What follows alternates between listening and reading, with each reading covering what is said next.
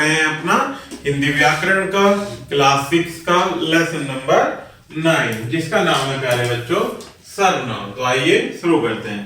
सबसे पहले हम समझते हैं सर्वनाम का शाब्दिक अर्थ। सर्व प्लस नाम अर्थात नाम जो सबके लिए हो। परिभाषा से समझते हैं, जो शब्द संज्ञा के स्थान पर प्रयोग किए जाते हैं उन्हें सर्वनाम कहते हैं। निम्नलिखित वाक्यों को ध्यान से पढ़िए।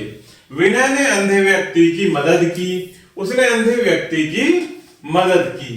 जूली पुस्तक पढ़ रही है, वह पुस्तक पढ़ रही है। तो प्यारे बच्चों, उपयुक्त वाक्यों में उसने वह शब्द सर्वनाम है।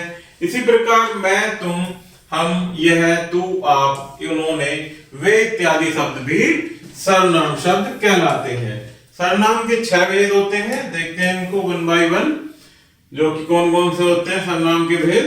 पुरुषवाचक, निश्चयवाचक, अनिश्चयवाचक, संबंधवाचक, प्रश्नवाचक, निजवाचक।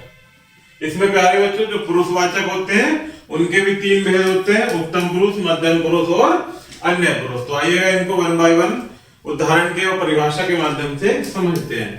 पहला है पुरुषवाचक सर्वनाम। वे सर्वनाम जो किसी व्यक्ति के लिए प्रयुक्त होते हैं पुरुषवाचक। नाम से ही आप अनुसार आइडिया लगा सकते हैं कि इसकी परिभाषा ये क्या होंगे। तो पुरुषवाचक सर्वनाम है जो सर्वनाम किसी व्यक्ति के लिए प्रयुक्त होते हैं, जैसे मैं, हम, तू, तुम, यह, वह इत्यादि। पुरुषवाचक सर्वनाम के भी 3 भेद होते हैं, जिसमें पहला है उत्तम पुरुष।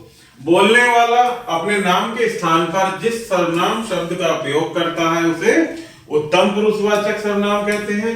जैसे एक वचन में मैं, मेरा, मुझे, तथा बहुवचन में हम, हमारा, हमें, हमने इत्यादि।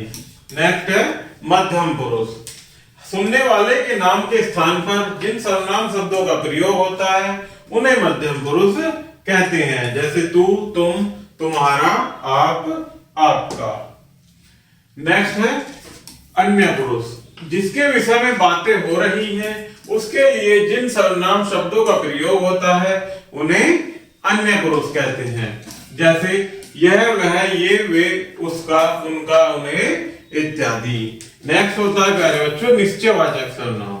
जिस सर्वनाम शब्द से किसी निश्चित व्यक्ति, वस्तु या स्थान का बोध होता है उन्हें निश्चयवाचक सर्वनाम कहते हैं, जैसे यह, वह आदि। अन्य पुरुषवाचक सर्वनाम ही प्रसंग के अनुसार निश्चयवाचक बन जाते हैं। नेक्स्ट है अनिश्चयवाचक सर्वनाम। निश्चयवाचक जो निश्चित होते हैं, अनिश्चयवाचक इसके विपरीत होता है।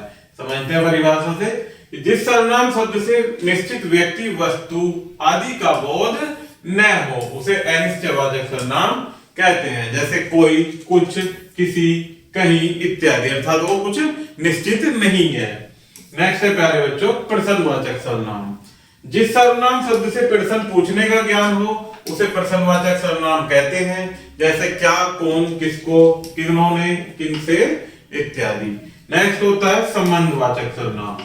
जिस सर्वनाम शब्द से किसी एक व्यक्ति, वस्तु या घटना इत्यादि का दूसरे व्यक्ति, वस्तु या घटना से संबंध का बोध हो उसे संबंधवाचक सर्वनाम कहा जाता है, जैसे जो, सो, जिसे, उसे, जिसको इत्यादि।